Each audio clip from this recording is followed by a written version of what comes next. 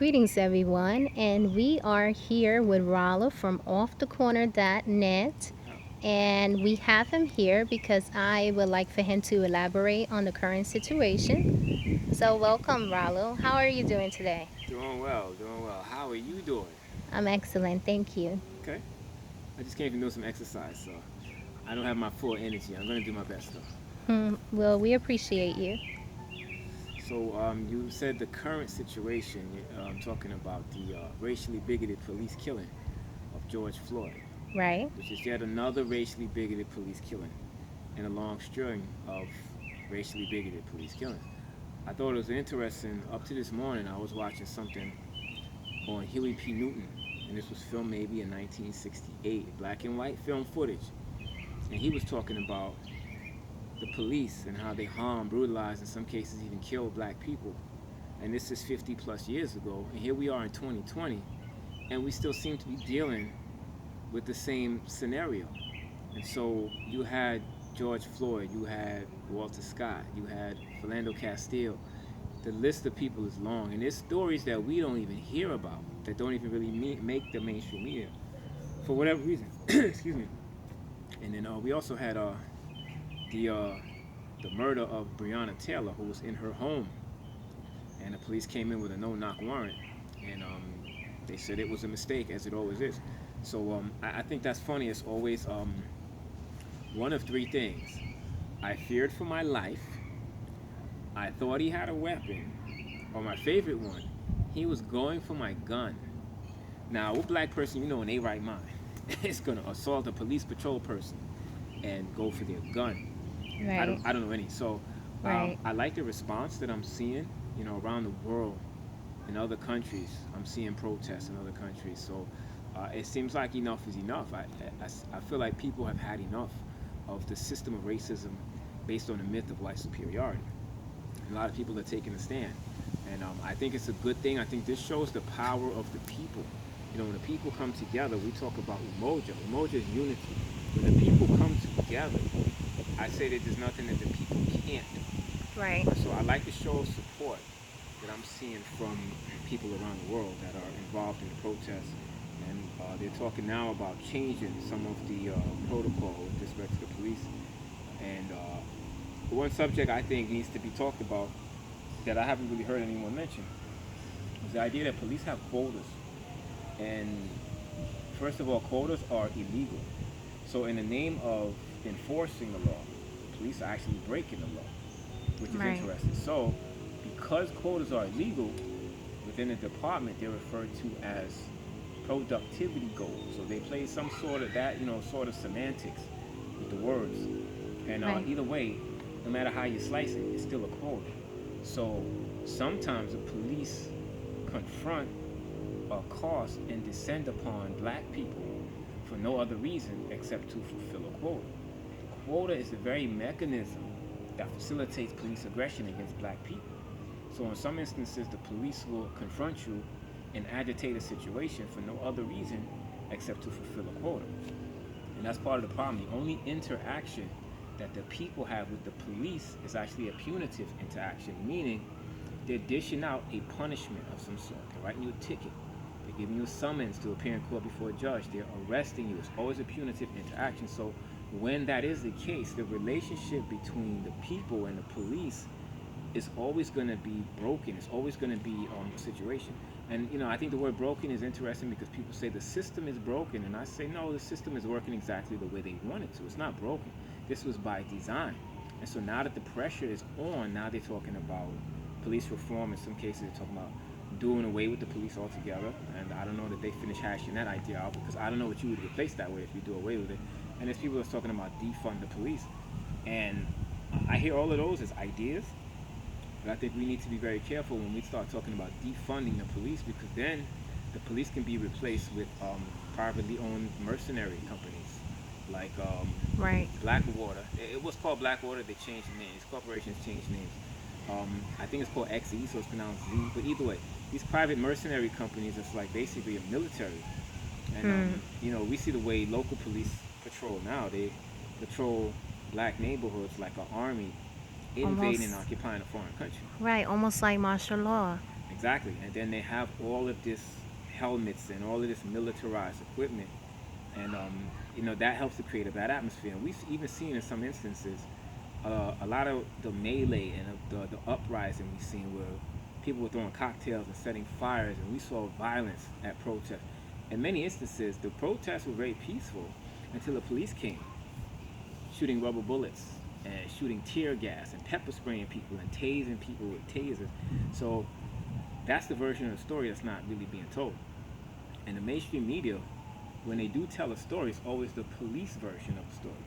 So the Right. people, the views of the people, the vantage point and the perspective of the people is rarely talked about on broadcast media. So I think there definitely needs to not only be police reform, but we need to talk about doing away with the quota, because the quota system is illegal, and the quota system helps to facilitate a lot of the problems that we see between the people and the police. So let's hope change is coming, but sometimes the end of one thing could be the beginning of something even worse.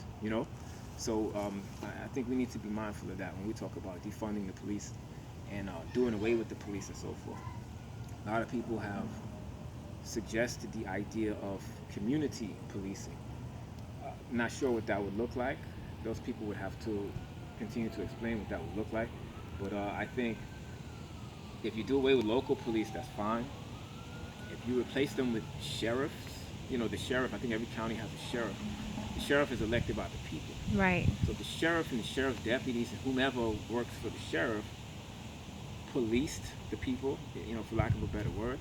Perhaps maybe, I'm not suggesting that, I'm just pitching it as an idea. Maybe that might be a suggestion, because if the police or the people that work under the sheriff don't do the right thing, the You sheriff could can be vote them voted out. out. Right. You have police captains and police officials and people that represent the police. We don't vote for them. The people doesn't vote for the chief of police or the captain and whomever. And so I think if you switch it over from that to the sheriffs, and the sheriff is accountable to the people, because the people represent the sheriff's potential constituency, then perhaps, and you do away with quotas, I think the relationship between law enforcement and the people might actually be a little bit more agreeable, a little bit better. So you're gonna always have dust ups. You always have problems, and a lot of people are saying you need a mechanism in place to deal with that. I say, people call the police sometimes for everything. If someone that has some psychological challenges is, you know, acting out and putting on a display, people will call the police. I think in that instance, you should have social workers working for the sheriff's department or whomever that you can dispatch to these places to deal with the people that are having a psychological challenge or some kind of a psychological episode. And so I think it's a multi-tiered solution. Whatever it's going to be, it's going Right. to be a lot of different tiers to it.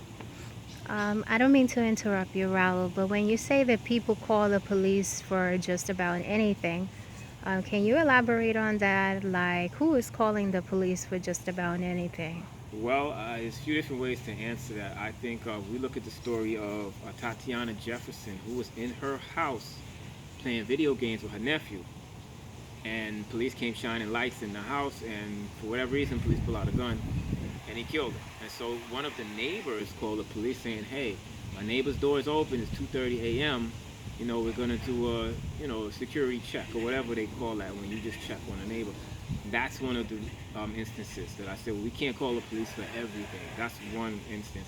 Then you have the phenomenon that's called Karens, where white Right. women will call the police on black people for no other reason except For just being black, for being doing black in public. everyday things. Right. Right. And so I think when they call the police and they weaponize the police against black people in that way, I basically consider that to be white domestic terrorism. Absolutely. Because you're calling the police to engage in an act of terrorism against the people, against black people. Against innocent people. Right, people that are just in public doing what people would do in public. Right. And so that oftentimes is a problem. And, it's interesting that white women can call the police and make a false claim, and they continue on with their life. Any other person do that, they might get arrested for making a false report to the police or whatever that charge is called. And so you have a few different ideas in that with respect to not always calling the police for everything, and bad enough the police already harass and harm and brutalize us, and in some cases even murder us. There's enough of that going on for someone to just call the police and try to weaponize the police against the people. And when the police us normally, like I said, it's like an army invading and occupying a foreign country.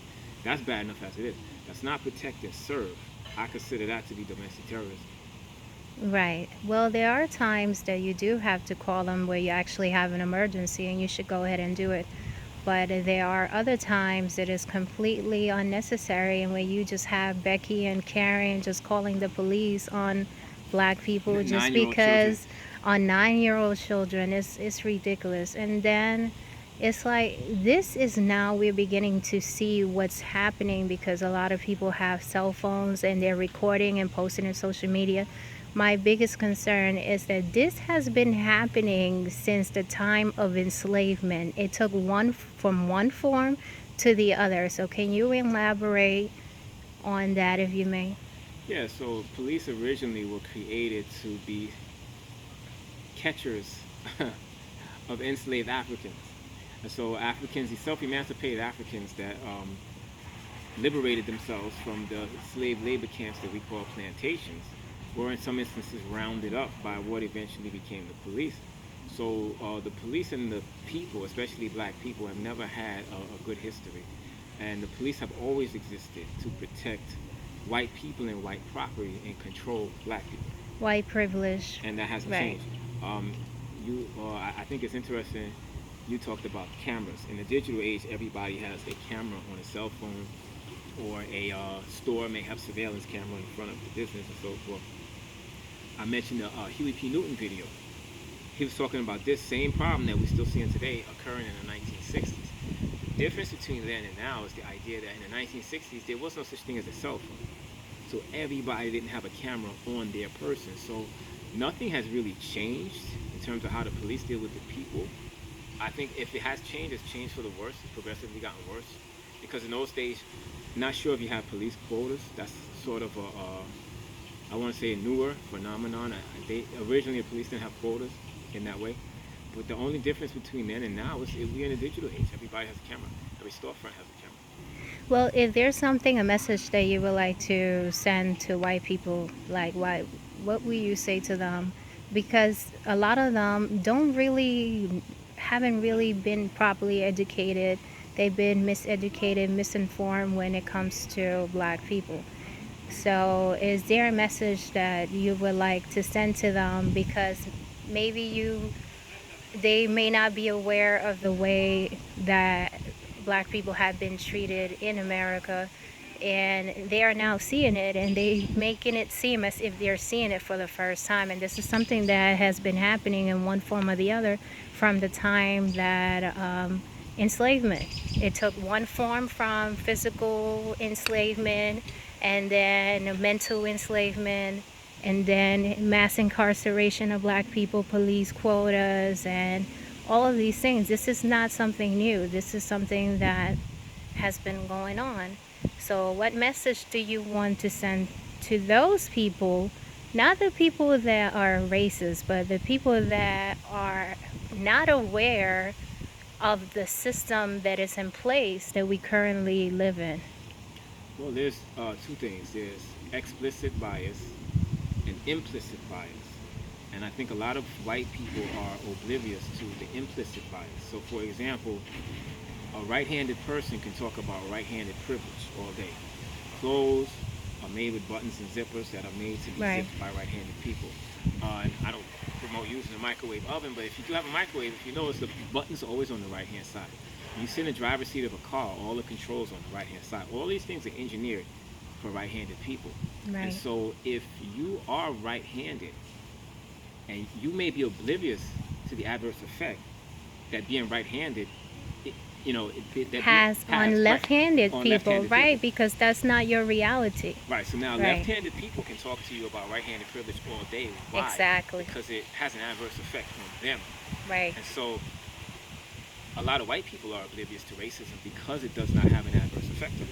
It's the same thing like being right-handed. You're not aware of it because it just becomes your everyday reality.